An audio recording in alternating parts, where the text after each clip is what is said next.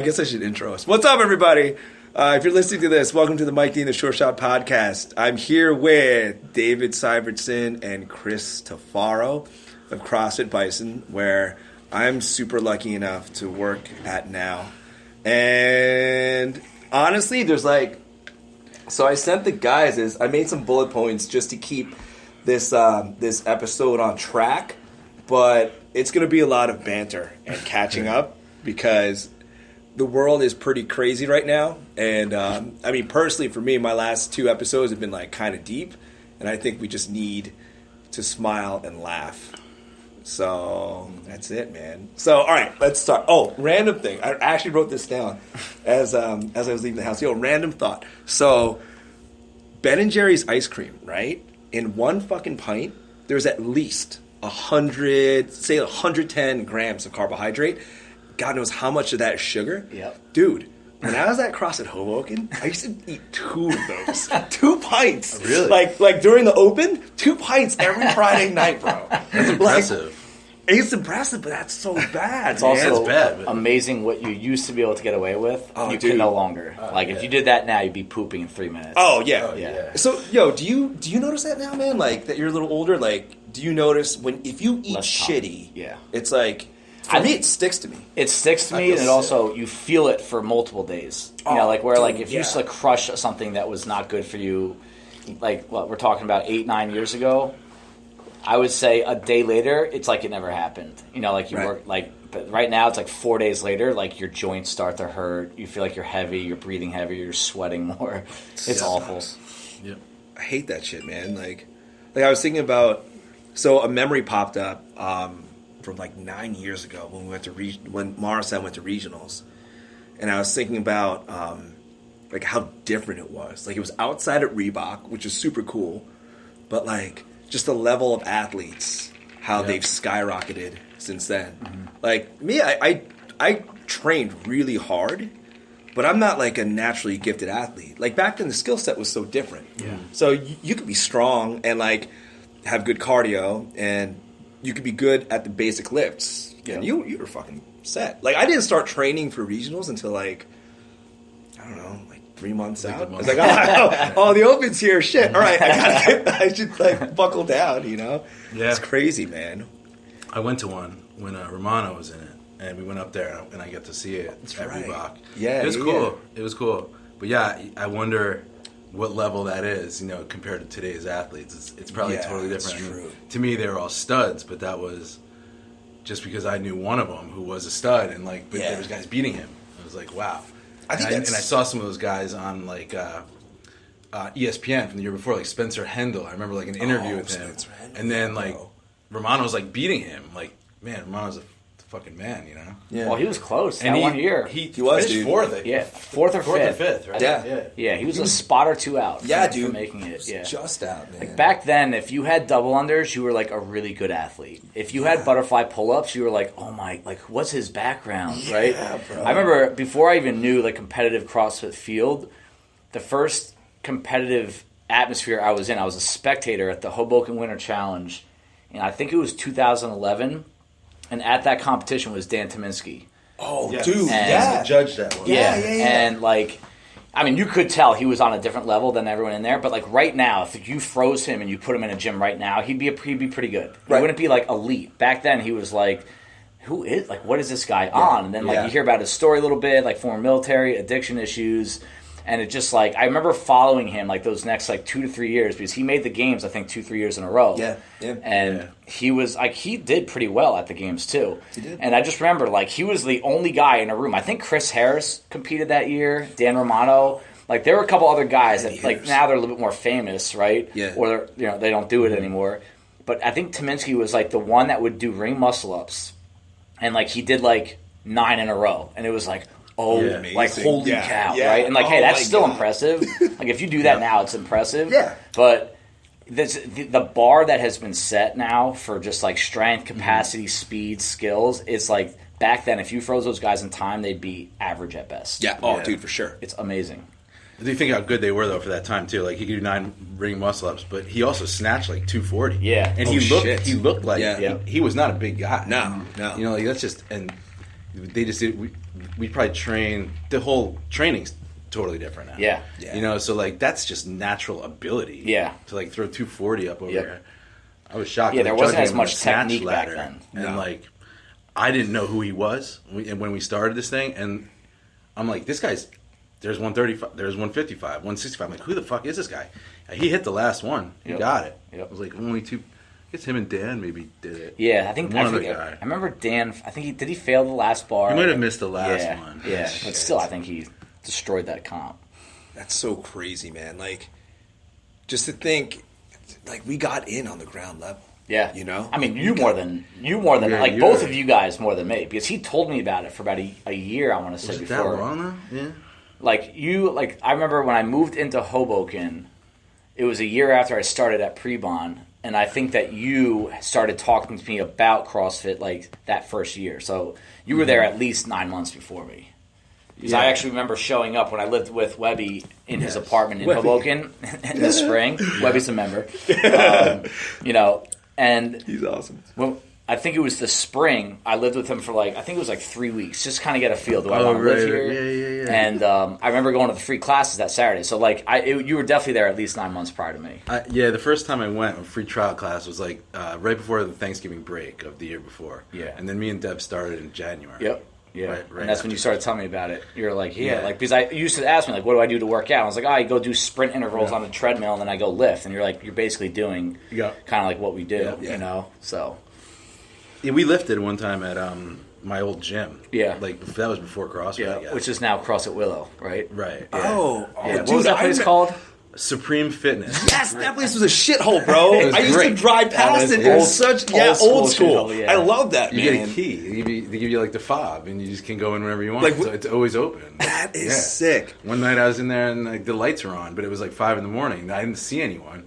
I'm doing incline. I'm like, why the fuck are the lights on? It was freaking me out. I kept looking around. Two fucking pigeons flew like they were in there, and I didn't know what to do. I couldn't like catch them, so I just like lifted with them. They were in the room, like flying around. I just dive bomb me every once in a while. Yo, dude, so that's actually like this story is a good segue into what we were talking about earlier. How like we're all like, the three of us are pretty much just like we start off as bros, like lifting. Oh yeah, you know what I mean? Oh, like, and a lot of good work. Like Supreme sounds like my first gym, which had a terrible name, bro. Yeah. My first gym ever was called Guys and Dolls. It's called Guys and Dolls. Bro, yeah. It should have just been called Guys. Yeah. Or just fucking dudes. Because there's no chicks there was in there, no man. dolls in there. So, like, it was cool, though. Like, it was definitely just, like, a bare bones, like, in the best way possible, like, shitty gym. You know? But there are, like, legit strong dudes. I'll say this. I think that background, you could call it bodybuilding, call it whatever you want, just lifting heavy. That's probably one of the best backgrounds to have before you get into another realm of fitness like CrossFit. Because when you have like that base level strength, it makes you so much like safer, and it just kind of builds up like that. Like we always tell, when you start here, you have to have a base level of strength before you start playing with like some of the more serious weights, RX movements, RX weights. You know, it's a hard thing to do, and it's happened before, but it's very rare to see someone come in here that doesn't have any sort of lifting background and be able to like keep up with RX weights on a safe level. You know, that background. I mean, I lifted because that gets you strong. Like, that builds muscle. Builds. It's something that we still try to do every now and then. It's like, hey, we take a step back from going hard and just lift for the day, and like because it's so important to have that base level of strength. Because if you don't, I think it's just like a ticking time bomb before you fall apart. Yeah. You know, I mean, we were talking about how like people wonder sometimes, and not necessarily here, but like, you know, at gyms I've been in, people wonder, oh man, you know, I'm not getting any stronger, or these RXs are too heavy for me. And I'm like, dude, it's not that it's too heavy. You're not strong. Yeah. Like you never work on strength. You're never here on the strength days. Yep. And you're not going to magically get stronger, man. You got to come and just grind it out. It's That's not like sexy like a Metcon. You got to do it though. And it's a never-ending battle. Like you're never going to have to. You never stop lifting. Like for the rest of your life, you should be lifting in some capacity. You know. Oh yeah, it's look at this. I mean, just with like this 3-month break and stuff, it's like your body adapts to like not working out. You know, it's a work in progress always. Like you may never even get to where you want to be, but you have to try your whole life. Oh, dude, for sure, man. Like it's funny because like my biggest weakness for the longest time has been my engine.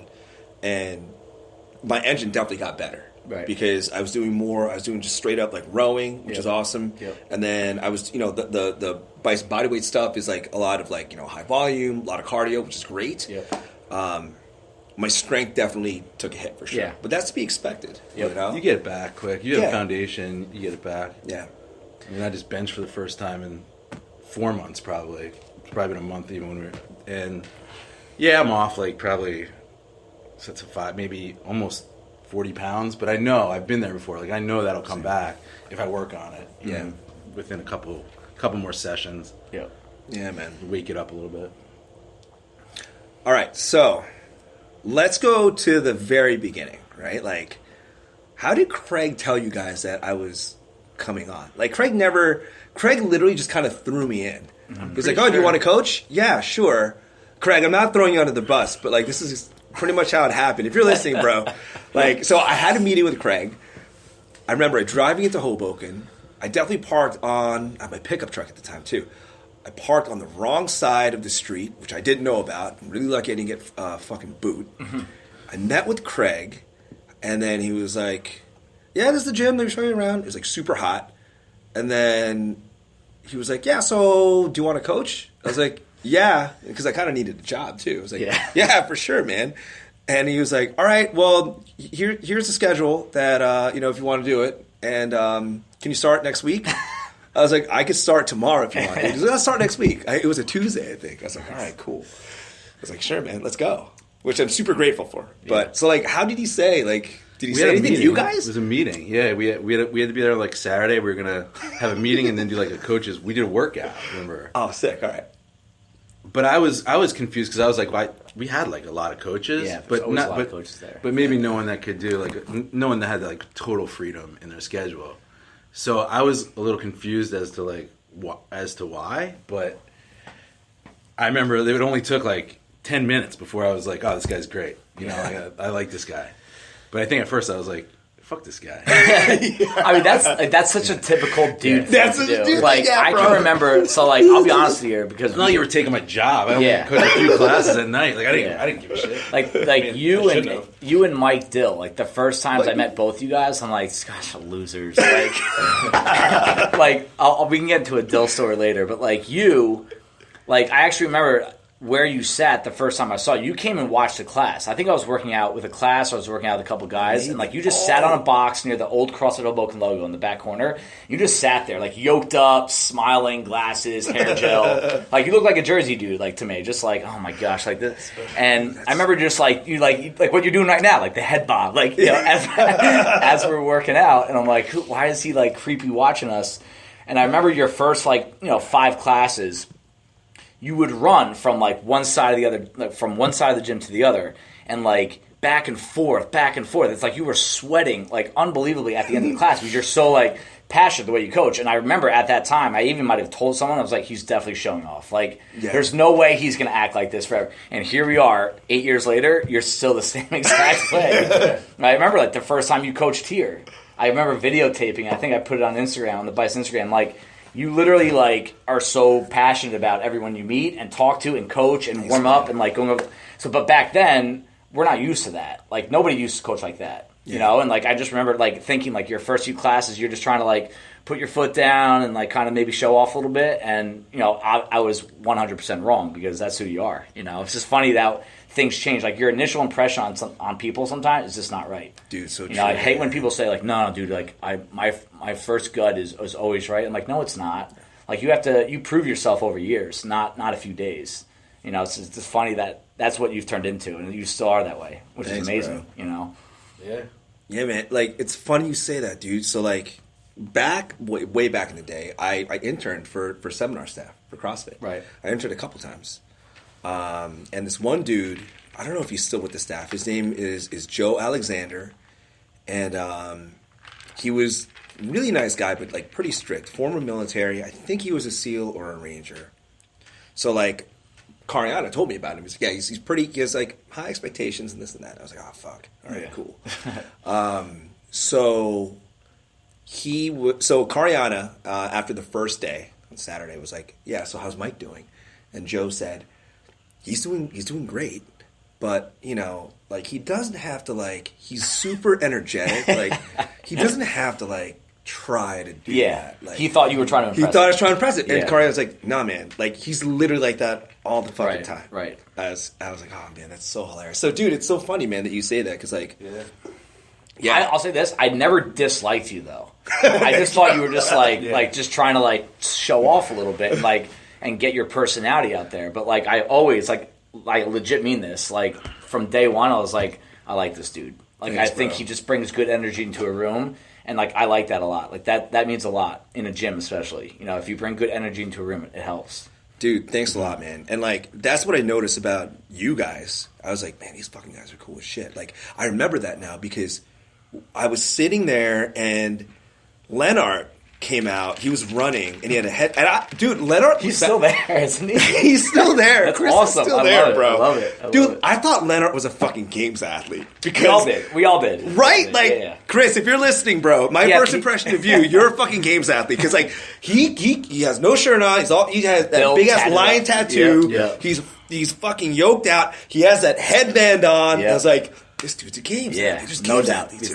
Because back then, that's what made a games athlete. Like, you looked a certain way. That's so true, bro. Yeah, man.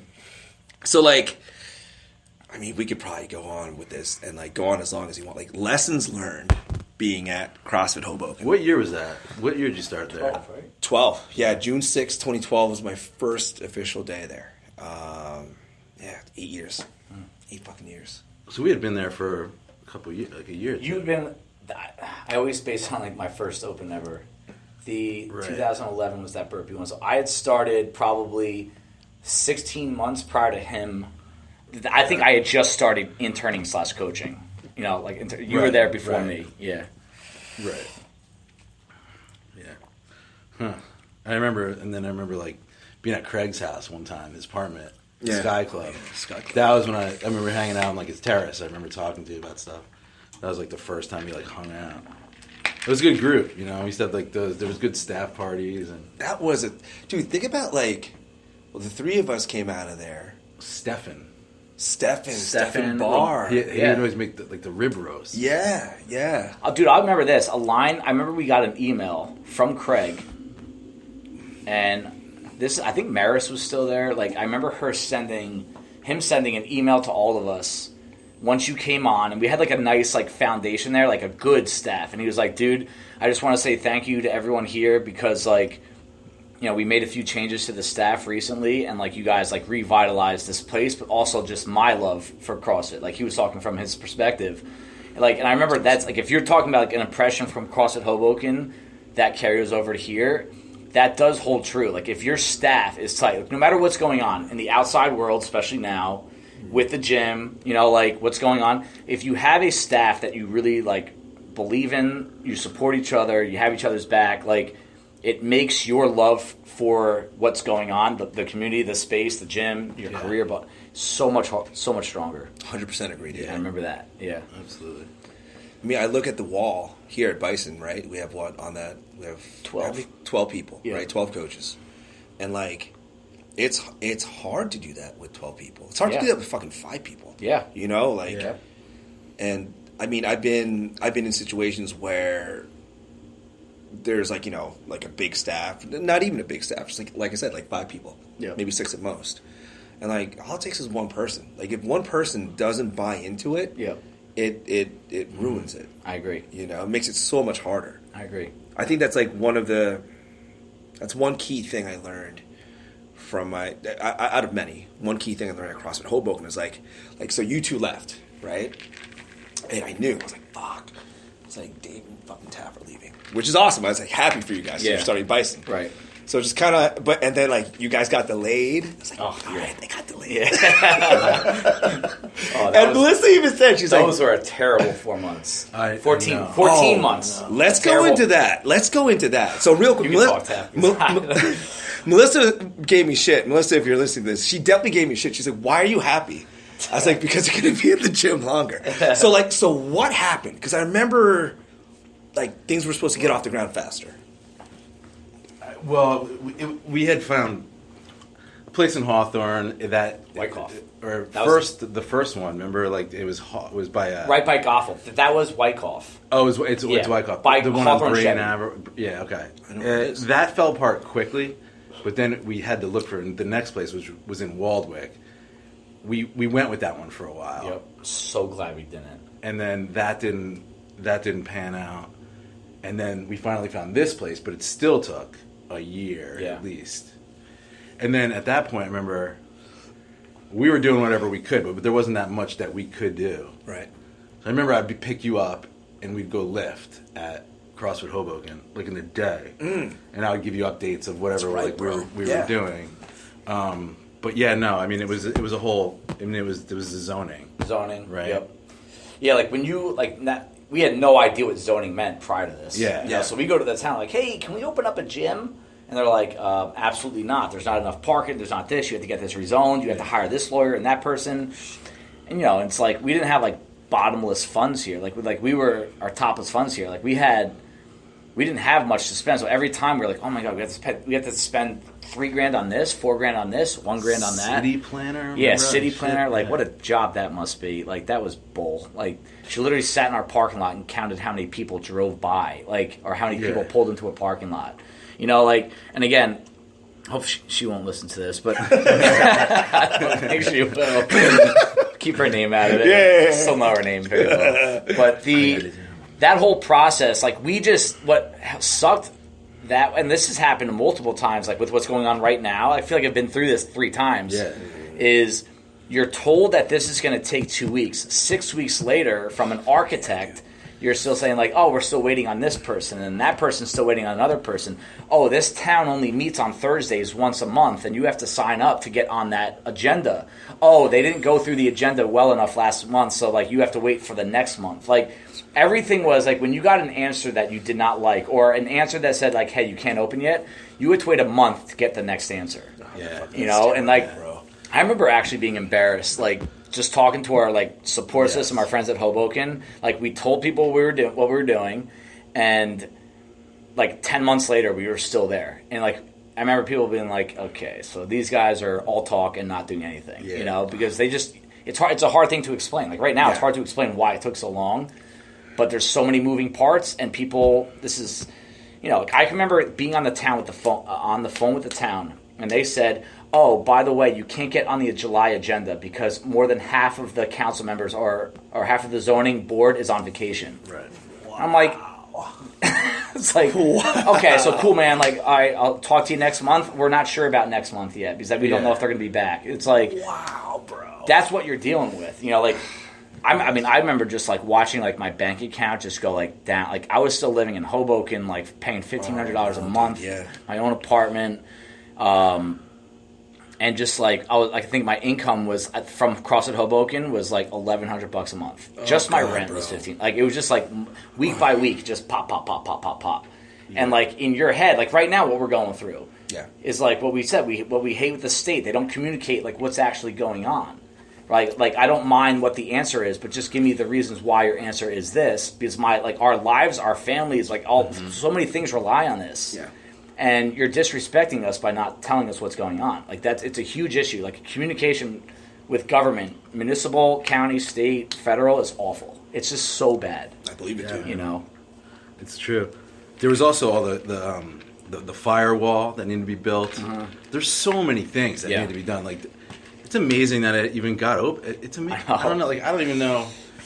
Remember how defeated the one day he's like, what are you guys going to do about like lights? I'm like, what do you mean? Like there's lights in there. Like no, those are our lights. Once this gets sectioned off, you have to get your own transformer and put in the lights. Like this is the whole thing was lit up, like the whole thing. And they sectioned it off in units, so each unit had to get their own God. That might have been the low point. I remember I was putting together a desk. Remember, I was sitting in the fucking office, and I was like, "You got to be kidding me!" Like, what is that going to cost? And it was like a $10,000. Yeah, it was like $10,000 to get your own transformer, your own board, and then hire the electrician just to turn the lights on. And this was like very. I think almost like a month before we were ready to open, or going in front of the board. Yeah. And the guy goes, "What are you going to do about lights?" I'm like, "What do you mean? The lights are on. No. These are out." Oh my god, dude. I always want to be like, did you like forget to tell us? You know, like that. Also, it's pretty fucking important, man. Like, yo, Dave, want to hear something funny, man? I was telling Tav. So, like, my last couple weeks at Caldwell, at my previous gym, a couple of people asked, they're like, "Oh man, like, when are you gonna open up your own? Why don't you open up your own?" I was like, "All right, well, why do you say that, man?" Like, dude, it's perfect for you, bro. Like, you run the show, you just train all day, you coach all day. I'm like, all right, hold on, back up. I was like, dude, I've got twins that are little. I need money. It would take like a long ass time for this to open up, especially now. Yeah. Especially now. Oh God, yeah, especially now. God. Yeah, imagine. Yeah. No, dude, I can't. Yeah. I can't. And I was like, and I would be coaching all day, every day. Yeah. That my marriage would crumble. Right. Yeah. Be a bad idea. Mm-hmm. Yeah. We had a lot of stars aligned for us. You know, that like worked out really well, and like Chris says it, and I agree. Like we just got lucky with a few things. Yeah. I think you need we definitely worked our butt off, but like we definitely got lucky too. You gotta catch some breaks. Yeah, we got some breaks. We just we're blessed with like good people at the gym, good staff, and like my life situation was different than his, and then we were able to hand this off, hand that off. I'll say this about opening your own gym. It's funny that you say that. I think any gym owners, especially CrossFit owners' nightmare is that their coaches are going to leave and start their own gym, and it happens. It happens. Yeah. Like there's a gym, like get into gym talk on this, but like there's a gym in our area that's where it started from another gym.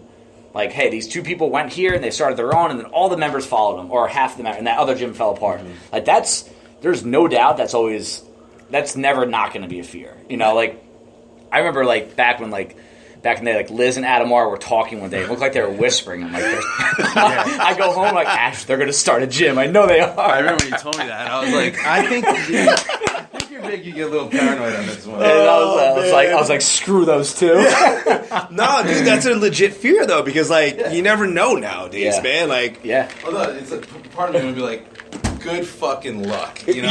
Yo, exactly. Especially in this area with the zoning, you're not just gonna open a gym. Yep. Like it's gonna take a long time. Like when I say we got lucky a few times, like if we did not get lucky, like I'm not gonna go into specifics, like we probably would not be sitting here right now. Like I mean that kind of luck, and it wasn't anything that we did skillfully. We just got lucky a couple times, and it worked out. So, but yeah, like I think more time passes, like you said, like. It would probably be like a fun endeavor to take on, but the amount of risk that you put on starting your own place is ridiculous. And if you have a family, like back when we started this, like I was dating Ashley, but like no kids, not a lot of debt. Like I was just like, let's just go for it. And if it doesn't work, I'll go back to work. Right. You know, but if I were to like, if you were to go and like start your own gym right now and like it didn't work out, like your family's screwed. Oh, like can you like look at like, and that's where like, that's some of the worst stress in the world. When your your family's relying on you and you don't deliver, like, is it really worth it? Yeah. You know, so it's crazy, right? Like now, like we're all like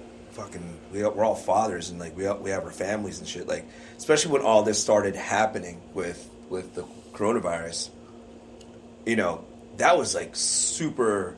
First of all, I was super happy that I'm fortunate enough to be here. Yeah. Because I was like, oh, thank God. Yeah. Because you know, if I wasn't here.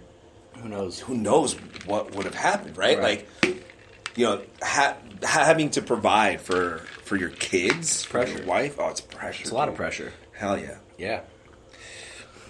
Now, fast forward, you know, to where we are now. So we're at Bison number 2 now, right? Yep. Could you have ever foreseen that Bison would be what it is right now? Like this community?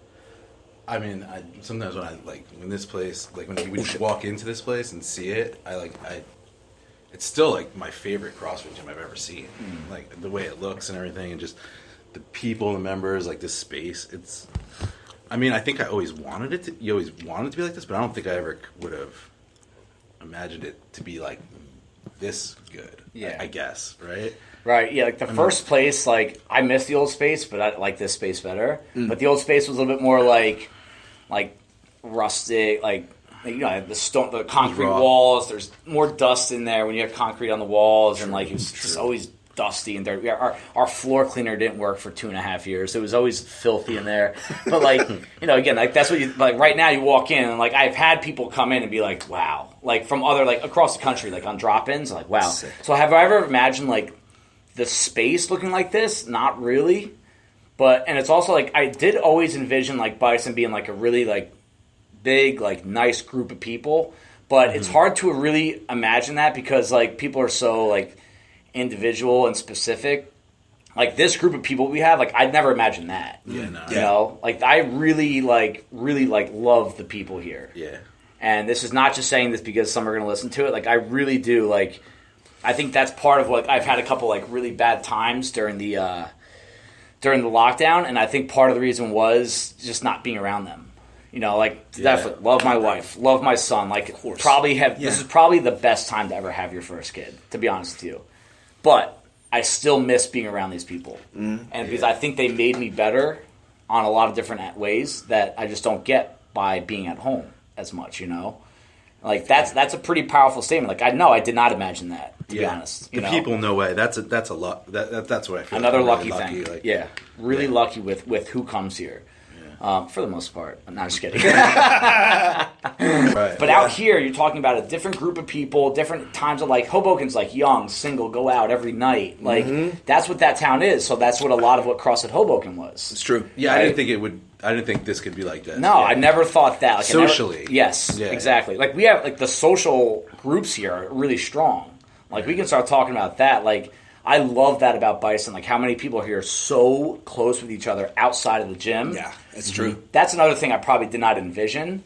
Like I didn't really think about that when we were starting. It was more about working out and like muscle ups and thrusters. Like where like, because that's what CrossFit Hoboken was to us. Like we just went at it all the time when we got there. And like there wasn't much thought like, oh man, like I really like you. You're a nice person. Let's be friends. It was like, let's go get let's it. Let's fucking go. Like, I'm gonna crush you today. That's so true. That's so true.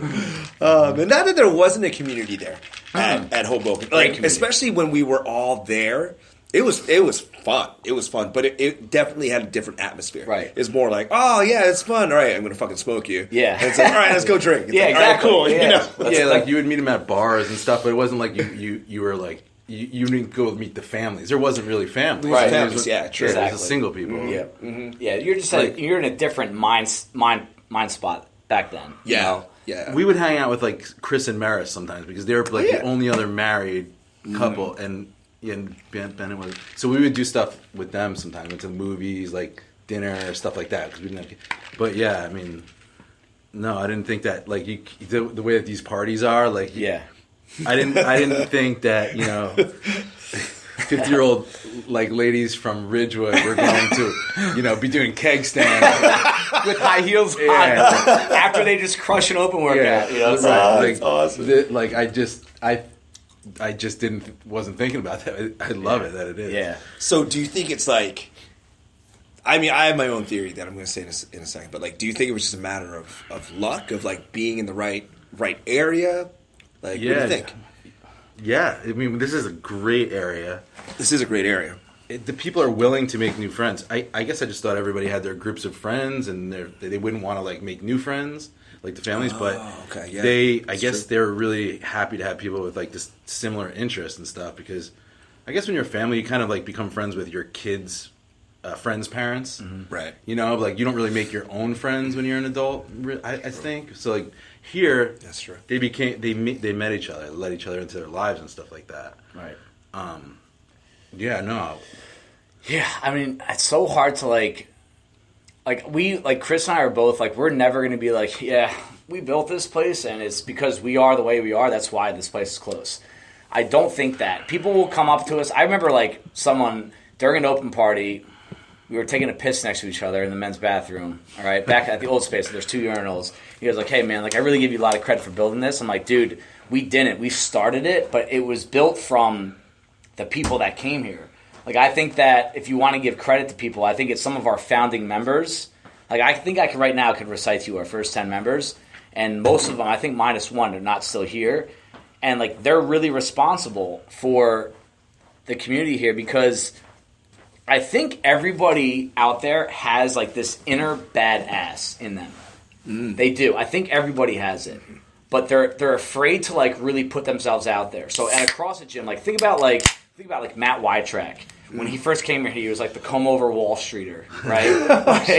like the tube socks halfway up his shin with like basketball shorts below his knees. He's like, I played college sports. I'm like, oh, cool. And he's like, we put an empty barbell in his front rack and he almost broke his back. Like, I'm like, oh man. But that dude, he has right now, but had back then. He had an inner badass in him. Yeah. And because of the people that were around him when he worked out, and the dude just worked his butt off for a long time.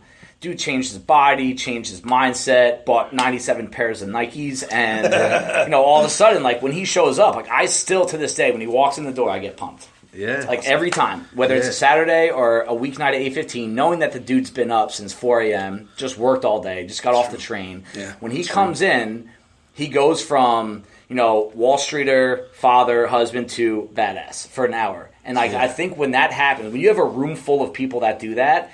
It really creates a strong bond, even though it's not like we're like talking about it. It's like Matt's walking in and be like, I'm a badass. It's just like he's with 9 other guys that just worked all day. Yeah. And they get after it for the hour. Like I love the 8:15 for that fact because I know they're tired. I know they don't want to be there. But once they're there, it's on. Like I think everybody has it in them. And then once you see like 4 people doing it, you want to do it too. When you see 9 people do it, you want to do it too. And it makes you closer with each other. It really does. I agree with that, dude. Definitely. Yeah. I think you're right, man. The members definitely like having that core group of people when you first start out. That's so important because that's where we got lucky. Our core members. Off yeah. That's one of the like. If I had to give you 3 things we were most lucky about, our first, let's say 30 members, we got lucky with that. Our first 30 were those 30 because they really, really like. I'm thinking about like the wide tracks. I'm thinking about Brittany, De Silva, Nicole D, like the Aaron, Megan, like those guys really set the foundation. Merrick, Jay DeSalvo, even like they back then came in and got after it. And when you're new and you see that, you relate to them because they're also a father, they're also a mom, they also have a job, they also don't sleep at night because they just had a baby. But you know what? They're here and they're getting it. And then the next person comes in. It's just like I remember Sam Marie. At 6 a.m. He was literally by himself or with these 2 guys named Ricky and Andres for a while. I'm like looking back on that probably was not a fun group to work out with compared to what he has now at 6 a.m. True. But Sam stuck with it. And then that 6 a.m. started to grow. Like I tell Sam this all the time. He's really responsible for, like him and a few other people are really responsible for the early morning crew growing the way it did. Awesome. Because they showed up every day and they found that inner badass for that 1 hour and they went at it. And it made a big difference. That's a good point, man. Yeah. The first time I remember that we really had like a social thing was at Terry's house. She had a party. And I remember like thinking it was almost a little awkward to go to like a party because we really didn't know everyone outside of the gym at that point. And it was awesome. Like, we had a great time. She had the Jello shots and like, you know, people woke up with them like in their pockets and stuff like that. Liz. Oh God. Yeah. Yeah. I mean, you guys definitely had a role in it for sure because like, I'm sure you've seen it in either gyms or in businesses, in life in general. Like, if the leadership, if the people at the top don't set a good example and don't have that right energy is such a big thing, like you were saying, dude. Energy is such a big thing in CrossFit, man. Like, if people don't have that right energy, don't set that right example, you're not going to attract, and you're not going to keep the right, I don't say the right, but the kind of people that you might want to be around. I'm proud of how we ran classes early on, and like how we talked about the open early on, like how we talked about moving well early on, the importance we put on strength. Like we told people that don't like to lift, like, dude, I'm past that time in my life. I don't need to deadlift heavy. Like, no, like you do need to lift heavy, and I'm going to tell you why, and you're going to do it. And like there's like little things like this where I'm really proud of how we started off this group because it did set the foundation, like you said, and we were consistent. Like, we weren't, like, all about this for a week or two, and then we kind of, like, took a week or two off. We were there, and, like, we coached, I think, 90% of the classes for the first year, So, like, again, this is not a fun thing to start, in my opinion. Like, everyone's a little intimidated when they start CrossFit. I was scared shitless when I started. Yeah. Caitlin Fabian throwing 95 pounds above her head.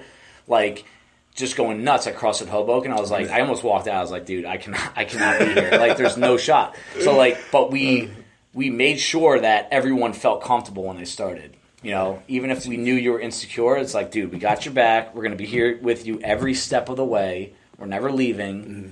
We got you. You know, and like I think that's how a lot of it started with those members that we just talked about. That's huge, man. That's huge.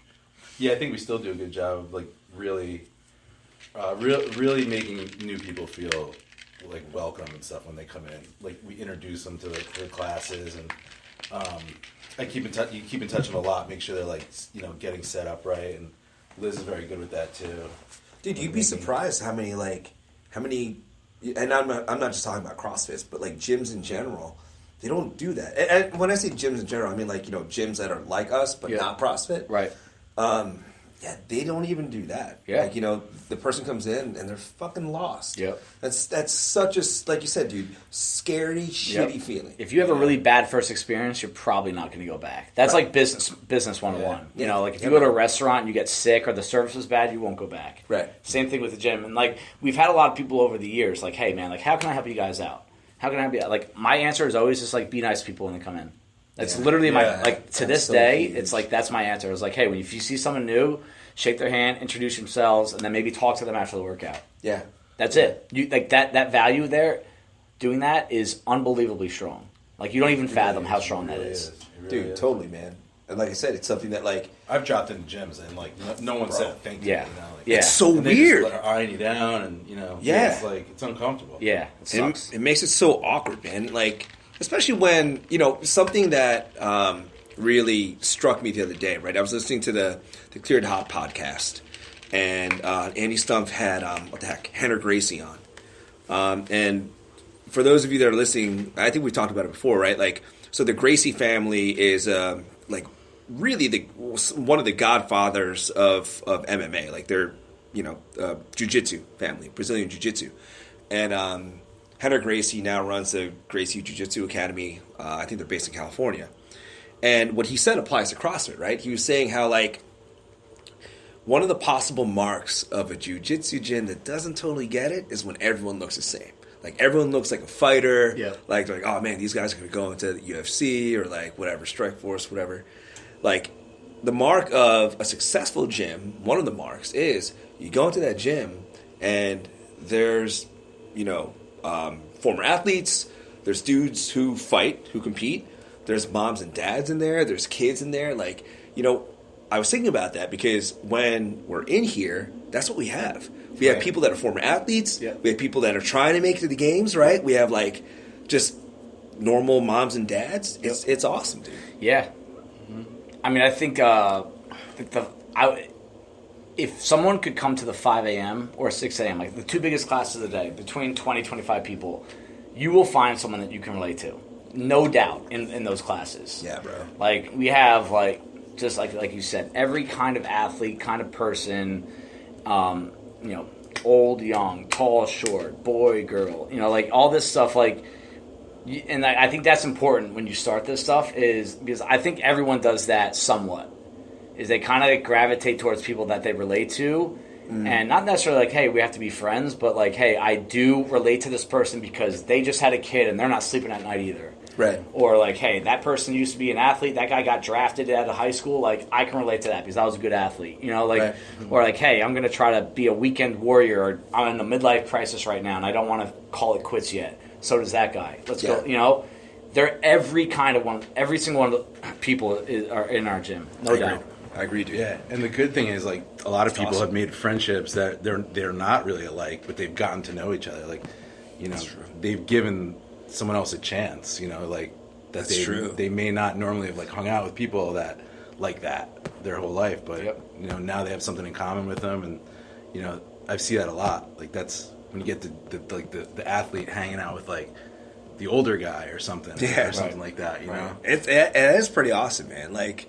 And I think that's why, we'll go a little deep right now just for a second, but like with everything going on with CrossFit, I think that's something that people either forget, they've forgotten it really quickly, or, people that don't know about it, like they don't understand it. that sense of community, dude. Like uniting people from different walks of life. Think about this right now, both of you, because I think about this all the time. Who would you not know if CrossFit never started? I like, a community is built in the gym, but it's proven outside of the gym, right? Because like you can clap your hands for people.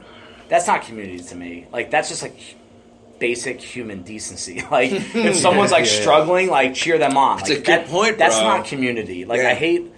Like I've probably done it, so I'm a hypocrite. But like I hate when like people are like, we have such a strong community. You just like show people like clapping their hands. Like that's not what a community is. Right.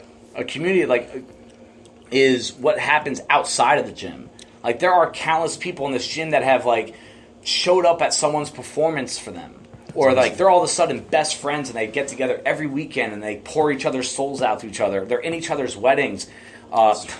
Stable boy. It's like that does not exist without this. Like people have donated furniture to people from the gym. Yeah. Like they're donating to someone's fundraiser that means a lot to them because they met each other here, right? Like that is what a community is. Yeah. And I think that gets lost sometimes. Like what we talked about earlier, the community is such a buzzword, and I hate buzzwords. Yes. And like community should not be a buzzword, but it's just overused. Yes. Like what is a community to me? Like tell me. Like to me, it's something that's developed here. It's proven out there. That's what it is. I love that, bro. And like that's where I think Bison stands out. You know, like every gym you go to, you're gonna have people. Most gyms are gonna have people clapping each other's hands and like, hey, you can use my clips. Like, okay, that's not a community. It's like, what are you doing for these people outside the gym? Texting, Facebook, messaging each other, picking each other up. Like that's what it is. And it goes both ways. It's not just us doing the gym. Like I've had a lot of people help me out from the gym for no reason, just because we're a community. Yeah, bro. Yep. I've seen both sides, man. I've seen tight communities like this. I've been at other places where the community just it does not exist. Like outside of the gym, it's just like you're like strangers. Yeah. Right. And if we were like a big box gym, like Crunch Fitness or whatever the fuck, like doesn't matter. Yeah. Like for this, man, like it's important. There's no way that we would be surviving right now with everything going on if it wasn't for 100%. That tight community. 100%. Oh, yeah. Absolutely. If we did not have a tight knit community, I honestly don't even know where we'd be business wise, like emotionally, like ourselves personally, like I don't know. Yeah. And we were unbelievably thankful to people, and that will never change. I made my mind up on that years ago. Like they deserve our best all the time. For sure. Like that's just like so when you're here with them, or even when they reach out to you outside the gym to help, like you owe it to them. You do. Yeah. I'll always feel that way. That's awesome, bro. Yeah. All right. Sure. Here's 'cause I get this every year. I used to. Like in other places, I would get this like every year. What is your response to people that say the CrossFit Open does not matter for regular people? Do we even get that a lot anymore? I think we always tell them why we appreciate it, like why we love it. I mean, it makes you better, It gets you better. It helps you get your goals. It helps you achieve your goals. I mean, it'll make you better. It'll make you do things you don't want to do. It's so rewarding to see people like get their first pull. People will get their first pull-ups or their first pistol. Yep. Me, I didn't know if I could do it. It kind of hurt. Like I didn't try. I had how long was that workout? I think that was 18 or 20-minute calves. I got this one. Like someone's gonna be judging me, and I'm gonna be taking their time up. So I'm gonna try. And you do it, and you get it, and something you do stuff that you didn't know you could do. Never would have done that every single year. Yeah. Never would have scaled. Would have just chosen something else, or scaled the movement. It forces you to do stuff that you wouldn't normally do. Yeah, and it doesn't matter. I mean, I don't think anybody thinks they're going to get lucky and hit all the workouts perfectly and go to the game. Right. You just got to. You will get better at something. Yeah, that's for sure. Yeah, I can go down. I could talk an hour about this, but I won't. Yeah. The idea of the Open to some is competitive, and competitive to me is not like you're just trying to do the best you can. Like if you're competitive, or you're trying to compete in something, whether it's a day, a year, your life, whatever, like, to me, being competitive is getting on the floor and I want to beat the piss out of everybody. Not physically, but it's just like, but that's not because I want to be better. That's just like, hey, competitive is like you win or you lose. True. Like, I'm not a participation trophy guy. So we don't get to do that a lot in our lives, right? Like, a lot of people have like jobs. They don't want to train to be a competitor, right? But as a gym, especially now with the affiliate leaderboard, number 1 in the USA, what's up? All right?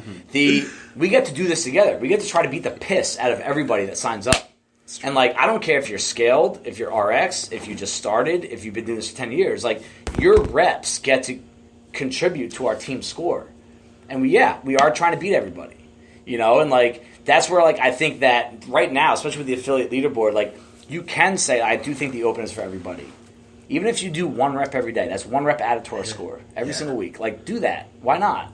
You know? I mean, world issues aside, whereas right now we're still in the middle of this CrossFit issue, so like I guess like that needs to be part of your thought process and what you think about the open. But the open to me right now at Bison is so much about like, why don't we just do this thing together and try to like defend our national crown, which, you know, we haven't gotten that back from CrossFit yet, so we're still expecting that. But I think that the open, like Chris said, there are things that happen in the open with so many, like countless people, that they never would have done in a normal workout. I agree. Like, some people hate it because they get stressed out. And I tell people right now, like, dude, if you're getting stressed out before an open workout, you should be happy. Why should I be happy? It's because it means you care. Yeah. Like, if you're not stressed out, if you don't care, like, your pulse is starting to leave. You know, it's like the one opportunity. You get five workouts a year where, like, it's like this. Nothing is like it. There's no competition like this in the world. You have an opportunity to spend $20 and get in on that and be on the top gym in the country. Like, sometimes I think you got to take a step back from, like, the stress of the open and just be like, I am a lucky motherfucker that I get to be a part of this. You know? Yeah. Like, I wish everyone felt like that. Dude, like, trust me, I'd like to do after the workout. Yes. After the workout. Like, I've never had someone sign up for the open and be like, I hate that I did that. Right. But the anxiety leading up to, you hear all the negative talk. Yeah. You know? Like, and that I'll say this, the open is also a foundation of our programming here. You know, like, we kind of program for it. It's kind of what you're training for all the year. Like, I know most people don't view this as training, and I respect that. But a lot of what we do is to try to build you up for that. Mm-hmm. You know? Dude, why not test yourself? That's such a key point, man, because, like, I think that's such a simple way to program. It's such a simple way to make something that could be overly complicated easier. Like, Taf and I were talking about it, bro, how, like, you know, people can overcomplicate training so much. Yeah. And it makes zero sense. That's what the beauty of CrossFit is like, you can make stuff so simple. It could be so hard by simply just going out and trying harder, right? And, like, running burpees. Like, I remember, like, every time we have a running burpee workout for the at-home workouts right now, I get a note from someone like, dude, that was a great workout. I'm like, it's running and burpees. Like, it's nothing is complicated about that. You know, like, I did this, like, from 2020 to 2015, open research. I went to every single open workout, and I broke every single one down to, like, was it for time? Was it for reps? Was it for load? Couplet, triplet, quartet, chipper. You know, what did it test? Was it high load, low load, high skill, low skill? And I have like these pie graphs on my computer right now about like that kind of programming. And it's like, all right, and you can take a look at it and be like, all right, I'm not doing enough intense couplets at Bison. You know, I'm doing like, because what do people normally like? They love like these long ass like hero workouts with like 11 movements that have nothing to do with each other. But hey, I worked hard, and that's fine. I'm totally cool with that. But like training wise, it's probably not the best use of your time. True. You know, and like I did a workout today with pull ups and these gorilla box jump overs. Like it was 8 minutes long. I was out after. Yeah. Like you don't need like these crazy movements and crazy loads and like. You know, it's fun to play around with that stuff, but again, like back to the open, like that's what the open is. It's mostly couplets and triplets. It's true. Like 75% of the workouts are couplets or triplets. You know, think about that. You know, but so how does this relate to the open and the normal person? Should I do it? Should I not? Again, like, I don't like to force people on it, but I just want to know, like, people to know, like, most people that do it are happy they did it after. And this is not an evaluation of, like, where did you rank? Like, I don't know where I ranked last year in the world. Do you? No. Like, nobody, like, that's not what this is about. I don't know where I ranked in the gym. Probably ahead of Dallas, but the like that's not what this is about. Yeah, it's not where you rank. And you know what? You are going to have some knuckleheads in the gym that they define themselves on where they rank. And you know what? That's a deeper issue that needs to be addressed at some point. But that's not why we do it. We don't like. I don't have a leaderboard at home saying like, here are the top 5 girls, here are the top 5 guys. I have no idea. If you told me right now, I have no idea. And I look at that shit more than anybody. The leaderboards, because I'm doing all that, the scoring for our... We do like a Bison Open. That's right, yeah. I have no idea who the top 5 are at all. And so, like, I hope that people... Like, I think that's where, like, egos need to be in check. That's, like, one of the most important principles of doing CrossFit is you have to keep your ego at the door. Dude, yeah. If the ego is what's preventing you from doing the Open, then you got to check yourself. It's not the Open that's the problem. It's you know? That's such a great point, bro. So, yeah. I think people are afraid that... afraid to embarrass themselves or like afraid to get exposed. Use whatever term you want. Like maybe their friend that they normally work out with is just a little bit better shape than them this year or something like that. So they're a little... And it doesn't even have to be the year. It could be like, hey, my past 4 weeks, like I just lost a little bit because I'm having issues at home. I'm having emotional issues. Yeah. Like that fucks with your workouts. Absolutely. Like, totally, dude. So like anyone that evaluates themselves based on other people's in the Open, like in my opinion, unless you're trying to get into the games, you're a loser. I like that. You're a loser. Like if you feel like you're better because you did better in the Open, no, like the workouts were in your favor. Like, did you ever think about that? That's true. You know, like maybe you just got lucky with the workouts because, like James Fitzgerald, the OPEX founder, he always talks about like how this sport should be more like, hey, we should know the events a year ahead of time so that we could properly train for them. I don't agree with him. I respect his opinion because he can always back his opinion with like good information, but that's not what the sport is. The sport is you have to have a very broad training program, and you should be ready for anything. So on a lesser scale, he's talking about professional fitness, but like on a lesser scale with the Open, you should be ready for anything because you didn't cherry pick your workouts all year, right? And you want to prove that to yourself that I can come up like, hey, I can do 11 chicken wing bar muscle-ups in a row, but I can't do 1 ring muscle-up. That's a problem. Yeah. And we'll help you fix that. I'm not coming down at you. But if there's no ring muscle-ups in the Open this year, that doesn't get exposed. You got lucky. Right? That's true. Like pistols, right? This year, like Chris knows, like I am bottom 5% in the world at pistols. Like I am so bad at them. And I don't work on them because they hurt, but I also just not have enough discipline to work on them. This was the first year they've ever been in the Open. Shit. And you know what? You may have gotten all those pistols because you did that workout like a little bit later than like I got. You're like, man, okay, I'm seeing a lot of people get these 100%. so I can get them 100%. Like, that's how bro. Yeah, like that workout came out Thursday night. Impossible. That workout came out Thursday night. Saturday night, I told Ashley I think I'm going to scale it. Shit. Yeah, you told me that too. And the next day I was like, I got there. I'm like, oh, I got a couple. I was and like, then, if you lean forward a little bit, or like Ash gave me the best cue. Ash was like, bring your butt to your heel. I also put my lifters on and had those 11-inch thick knee sleeves, like basically where your knee goes numb. But I banged out. I think 60. I've never done 60 pistols in a workout. I'm embarrassed to admit that, but I never have. And like that is because I signed up for the Open. I knew I wasn't going to the games. There's no more regionals. I had no shot at regionals. This was not going to do anything for me other than prove to yourself. Yeah. Put yourself in an environment where you can kind of shut off the noise in your head. That's what the Open is. It shuts off the noise in your head. I think that because I've witnessed it in the past. We probably all witnessed it. All 3 of us were, and this comes down to coaching, and this comes down to the environment and to culture. But if people are trying to do unsafe things in the Open, right? Yeah. Like if the RX is something like a weight that they shouldn't do. Right. Squat snatches. That was right? 3 years ago, yeah. That's like something that I hear for sure, and I understand that. Yep. But that also comes down to the leadership, man. Yep. That comes down to the coaches there. That comes down to the community and the culture. Yep. Where it's like, you shouldn't be afraid, especially if you're the fucking coach, man, to talk to that person. Be like, hey, man, look. Give them a little bit of reasoning. Yeah. Right? That's the biggest criticism that I've seen with the Open. But like all this stuff of people saying, "Oh, it doesn't matter," like it's a cop out. Yeah, to me, it's a complete cop out. It definitely is a cop out. Yeah. I will say this: if someone's like, "I don't want to give my," especially now. And again, I support everyone's opinion. What's going on? If someone says I don't want to do the Open because I don't want to support anything, if Greg Glassman still owns it in October, I'm back. I'll back you 100%.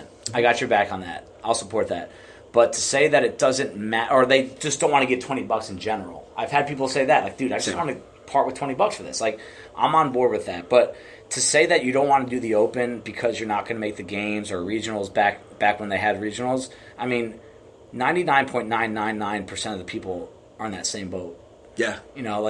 It's just not a valid reason, But yeah. I agree, man. All right. Personal goals as athletes and coaches. Do you guys have any personal goals? I always have something I'm working on, but I have to motivate myself. Like if I don't, sometimes when I'm just like feel like I'm on a treadmill going nowhere, like I'm like, you need a goal, something to work on, and like that was kind of good. Like the powerlifting stuff, like that gave me something to focus on. Because like the goal of just I'm gonna get fitter, like you kind of need like a goal, like a real goal, like something that you can achieve. Like sure you can get fitter, but like you need like a real goal, and that like. So I come up with them a couple times a year, and I realize when I am kind of just staying still, I don't really have a goal, so I need to make one. True. But it's not that. It's not to squat 800 pounds or something like that, or to do Fran in 2 minutes. It's usually something. It could be as simple as like work out 5 times a week or something like that. Yeah. Or eat good 4 days. Like make sure you lock in 4 days, something like that. That's where it all depends where you're at, right? Where you're at. Like right now, it's get back in the gym and get going. I got to think of something. I really have to think of a goal. Yeah. No. Yeah. I mean, I think it's tough as a coach. Like both you guys relate to it. It's like I always want to tie together like athlete goals and coach goals. Like I've always thought this. Like I think if you train to be a better athlete, whether it's 4 days a week, clean eating, or have a specific goal. Like a weight lift or something like that, or muscle up, it can make you a better coach. And also, your desire to be a better coach should help you as an athlete, too. Like that, I've always tried to tie the two together. Yeah. Like, I don't want to just be like, all right, these 4 months, I'm training for the French throwdown. I don't care about my coaching. Mm-hmm. No, it's like, all right, I'm going to train really hard right now for the French throwdown, but I want to take things from here and relate to my coaching. Whether it's people like in the normal Bison classes or the people that want to compete or do the next level stuff. It's like I want to take things, whether it's programming or approach to workout or how to get over this, get over that. That's what always like my goal. I want my pursuit of being like I have aspirations of being an athlete that are probably out of my reach, but I've always been that way. Like I was like the 15-year-old that was like, I'm going to play for the Yankees someday. Like most kids give up on that when they're 10. It's like I was still like that, like thinking like that in high school. And like even though like I knew like that was not going to happen, like right now, like I want to make the Masters as a games athlete, the games as a Masters athlete. I don't think if I was a betting man, an unbiased betting man, I would say it's not going to happen. But that. I think when you have a tangible goal like that, it answers a lot of questions in your head. Should I do this? Should I not? Yeah. Should I go? Should I not? Should I eat this? Should I not? And like I'm far from perfect on that. I'll be the first to tell you that. And like I have so many holes in my game as an athlete that get exposed when I get put on like an elite, like the French throwdown. I had a couple workouts where I was like, wow, like I'm really bad compared to these guys. But like when you put yourself out there like that, you have to expect to get humbled at some point. You have to. Like I can give you like 3 or 4 stories right now of just like being embarrassed on a competition floor with like a lot of people watching, but like that doesn't stop me from wanting to do it. Whereas so from a coaching perspective, I want to be able to tell people like, hey, I've been through this. I've seen people cry when they can't get a muscle up. True. Because people are watching. Like I've seen people cry when they can't get a lift. So I'm going to tell them, instead of me just being like, suck it up, or, hey, it's okay, I'll pat you on the back. I'm just like, hey, I went through this, and I bounced back. Like, that's where I feel like the two can really tie in with each other. Dude, those are such great points, bro. Where it's like you can, like, when someone can relate to you because you've been through the same thing, right? That's huge. I think with, like, teachers and coaches alike, sometimes, like, you have to be able to, like, convey that you've been through something. You can't just give, like, the cliche words of encouragement. Mm-hmm. You know, like, you can't just be, on the flip side, you can't just be the one that curses at them and tells them to suck it up. Like, I think a lot of people respond to, like, all right, this person has been through this. It could be an injury. Yeah. You know, like, both you guys, like, have been through some pretty serious injuries. Like, I still remember the day, Taff and I still feel somewhat guilty about this. We did an assault bike heavy deadlift workout. I'm like, Taff is going to love this. With like, muscle ups. Yeah. And I was like, we went apeshit on the assault bike. And then, like, we built the barbell on deadlifts, like, 315, 355, 385, 425. 425. And, like, and I think we had muscle ups in there at some point, or he messed his back up bad from that workout. I didn't know that, bro. And, like, again, that's part of deadlifting after assault bike is really difficult because your legs are not there. They're done. They're just not. Cooked. Like, you can activate whatever you want to activate. They're not there. Yeah, bro. So, like, he hurt his back. And, like, Taff has always been, like, he still is a monster on the deadlift. Like, probably the number one deadlift in our gym. And he got hurt on that. And, like, he went through a pretty, like, rough time. Like, he had, like, drop foot, right? Oh, shit. Yeah, it was bad. I mean, it was the herniated disc, L4, L5, and, like, yeah, I couldn't, like, it was hard to sleep, you know, like, it was painful. And the more you're in this, you're going to see people that go through that. Yeah. Like, you can't just say, like, oh, like, I read on a website that you should do this and that. Like, you tell them what you did, what you went through. Exactly. And, like, I know that if they, like, I know how to make it feel, like, I can help you make that feel better. Like, by riding, warming up, like, stretching, it separates, and you'll feel good for a little while. Right. It'll tighten back up, but, like, I know. It's not like, oh, if someone tells me they herniated their disc, and I never did it, I might have been like, I'm not touching that, dude. Yeah, I'm not a I doctor. still don't. Like, honestly, I've never done it. Like, you know, okay, I know that it's like, you learn from that stuff. And definitely. here he is winning deadlifting, powerlifting competitions. True. Yeah. Like, Yeah, he didn't, like, hang him up and be like, all right, I'm out. Never I'm gonna over touch 40. Yeah. That was 425, I think, when I got hurt. And then, And would you lift at the comp? 565. Fuck me. Holy shit. Like, I can't even move the bar off the ground with that. Dude, like, not a shot. That's for me, like bro. a ridiculous amount of weight. I think it's really important for people to see what you went through and relate it to. Like, we all do that subconsciously or consciously. We relate others' experiences to ourselves. We all do it. You know, and, like, I think that's really important as a coach. Touching upon a couple things, man. Like you know what you just said about. And it's important, too, to have the flip side of it, right? Like, if you're not comfortable addressing an issue, like, don't try. Because I do the same thing, dude. Right. If someone has a question and I can't answer it and it has something to do with, you know, a tweak or something. Yeah. Like, I'm like, tough. It's a tough spot. I can't address this, but I know someone who can, you know? So, like, refer to, like, Marnie, say, or you know. Yep. I think that's super important. But also, like, the other thing is not surrendering. You know, like, what? Don't give up. Oh, bro, I tell Melissa this all the time. All right, it's gonna sound really bad, but, like, whatever. It's the internet, for better or worse. So, like, there's times, right, where I'll see. It's gonna sound so wrong, but whatever. I'll just say it. I'll see a dude where I'm like, that dude has surrendered. Yeah. Like, he's like, he gave up. He gave up. Yeah. He gave up. And I'm like, Melissa, if I ever surrender, put a bullet in my head, because I don't want to be like that, man. Like, you know, I don't want to be, and especially with the kids now, I don't want to set that example of, oh, this setback happened, I guess I'm done.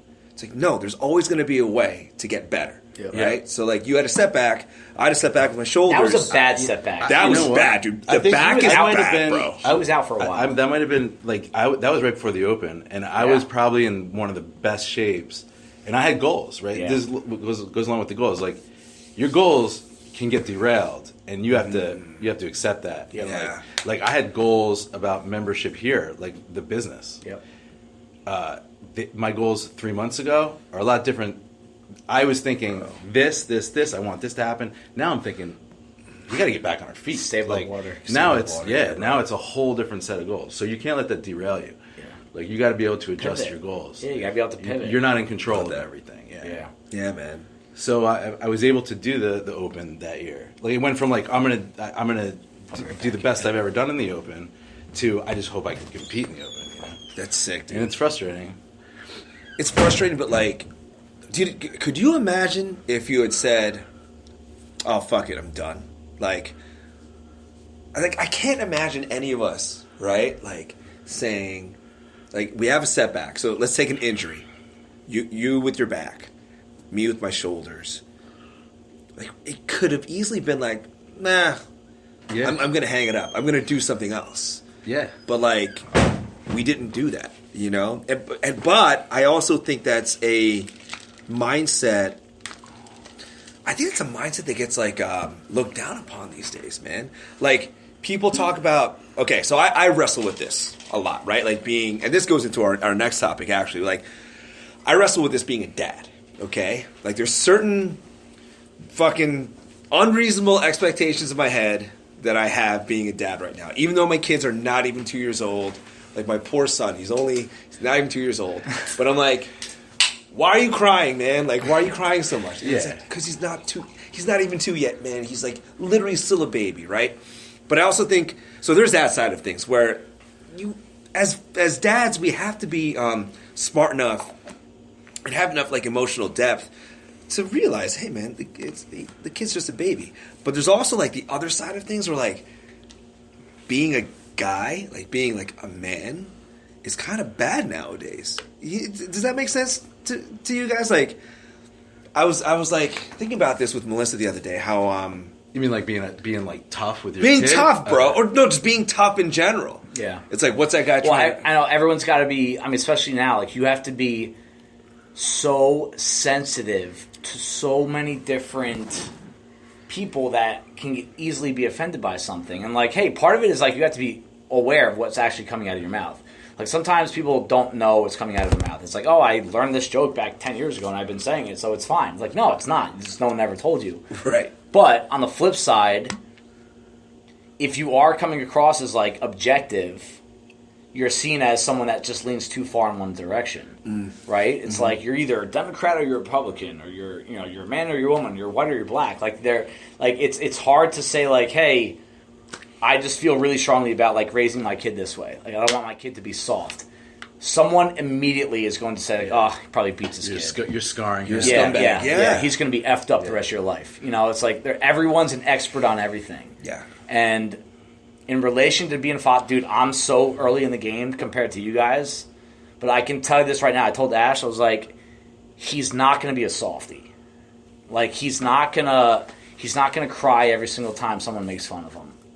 You know, he's not going to cry every time he strikes out or every time he gets hit by a pitch. You know, like, I want this kid to know that, like, toughness developed at a young age will make your life better for, like, decades later. Yeah. Sure. You know? And that life is hard. Like, right now, it's, like, really hard. I feel like if you don't develop that baseline toughness, like, you're just a liability to society because someone else is going to have to take care of you. I mean, you're not doing them any favors if you don't make them. Yeah. You got to toughen them up a little bit. Yeah.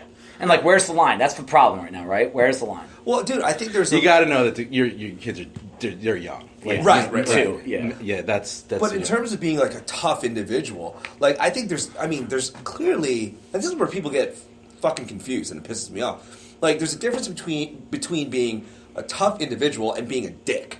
Like, you can be a tough person and be really nice. Yeah. Or you can be a tough person and just be a jerk off. Like, but that's like life, you know? Right. And that's where I think the distinction gets like messed up. Right. You know? Yeah. I mean, I also think, like, a lack of independence is a huge issue with people. Like, they can't, like, a lot of people need to, like, always talk to someone about every little issue in their life. I'm like, hey, I do like to communicate. Yeah. I do like to talk. I know some people don't think like that. Like, don't think I do, but I do. I do like to talk things out. I like to listen to people, take advice. But I also know that if I'm in a really bad situation and I'm left to myself, I can handle it. Like, I know that for a fact. I don't care what you throw at me, I can handle it. Because it could always be worse. That's like something I always tell my head. Like, this could be so, like, our situation we're going through right now, it could be so much worse. As much as I hate it, I've probably had some of the worst thoughts since Bison's been started. I've probably had like one or two of the lowest points ever. I'm still standing, and I know it could have been worse. Yeah. So, like, I think that's what a lot of people lose track of, is that they don't, like, the second they're upset, it's like, I need somebody to help me. I'm like, you can do this yourself. You can.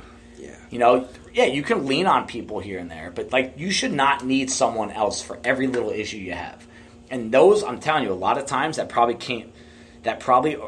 issue, that trait of yours probably arose 30 years ago, the way you were raised. Yeah. Because, like, you were never left your own. And, like, hey, I grew up in a family of four boys, and best childhood ever. Love my parents, love my brothers to death. There were a lot of situations where, like, I had no help on things. Like, you got your brothers beating up on you, like, figure it out, bro. Yeah. You know, it's like, and that is what it is. I agree, man. I think you're right, dude. Like, everyone nowadays needs some sort of safety net, right? But, like growing up, people get so many safety nets. But there's a difference between having a safety net for every issue versus, like, all right, like, this time you have to figure it out. Yeah. Because, like you said, man, life's hard. Independence is a rare trait. Yeah. Social media, I feel like our parents and our grandparents are so much tougher than us because they did not have social media. Expand on that. You have like a million friends on social media. Like, you know, they're not your friends. They don't care about you. It's like they ain't there for you. Yeah, they're not. You know, true. Like they liked your photos because you showed your butt. You know, like, it's not because they like you. You know, it's like I really strongly feel like the older generations, like my parents and the people they're tougher because they were taught independence by living life every day. Like you can go on your computer or your phone and get all the fake attention you can get.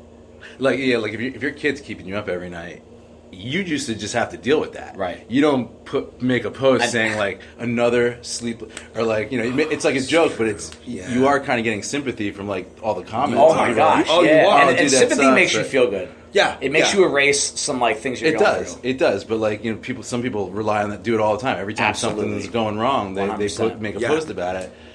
Even further than that, it makes it easier to share your pain, you know, like, or whatever. But even further than that, Ash and I, when we have, like, don't know what to do, what do? Google. Yeah. Like, our parents didn't have that. Yeah. Like, you figure it out. You suck it up. Like, we're so reliant on, like, Google. Like, the first night Brock was home, I didn't sleep one second.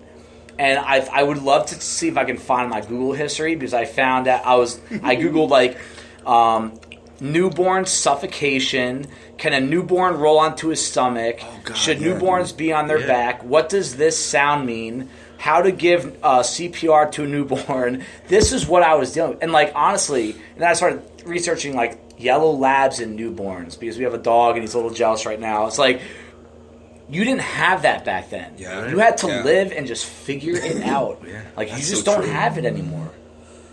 Like, are we weaker than we think, right? Like, we're sitting here calling ourselves tough. Like, are we? Like, I Googled 11 things the first night my kid was born. Same. You know, like, to me, like, you could say, like, Dave, you're a little bitch. You know, like, figure it out, bro. Like, I did it. Like, my mom said that. Like, we did it. She was, I don't know how we did it with 4 boys, but we did it. And I'm like, I can't even fathom 4 boys. Well, dude, like, when all this shit started happening, right? Like, with coronavirus, and it started to spread more, and then, like, things are getting locked down. It's when things started getting locked down that I started getting nervous. Because, not because of the virus, because, like, okay, we'll do the best we can to avoid it and shit, but, like, because of people. You know what I mean? Like, I was like, people might start going crazy. Yeah. So, like, you know, then I started thinking about, man, like, I'm really not as prepared as I would like to be for certain things like this.